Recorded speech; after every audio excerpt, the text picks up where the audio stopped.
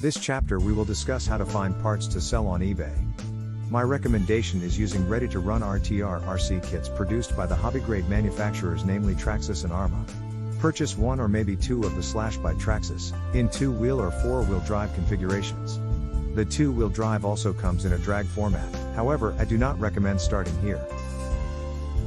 The reason I choose this model is, the length of production is nearly 30 years, which means there are a lot of owners potentially who need parts, the entry price is low enough, the volume sold over the years is monstrously big.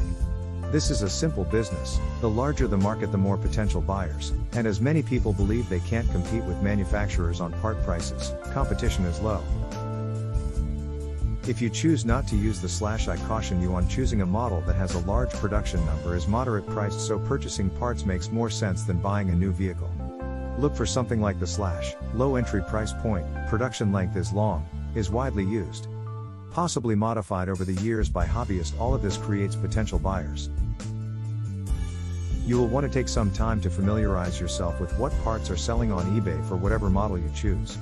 Determine if you should break down vehicle into its component parts of suspension, chassis, body, motor, electronics, etc., or if you want to break it down into individual parts.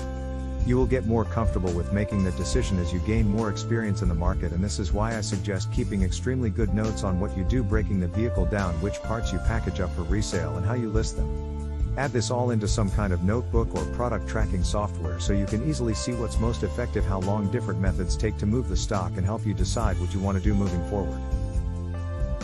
One word of caution: as you begin to move through your stock and are considering adding additional models to your inventory, take care not to make hasty decisions on adding a model.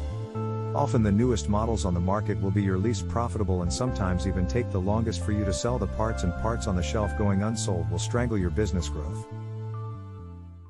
So consider doing research to determine which models have sold the most and which parts may be in the highest demand.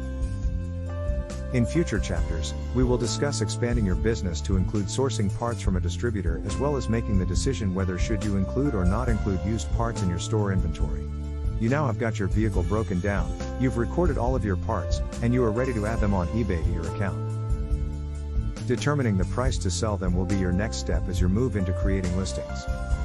In the next chapter, we will discuss what method to use for posting the parts, areas to consider when creating listings, and how to determine the listing and sales pricing. Also, what the advantages of buy now listings can be in your business.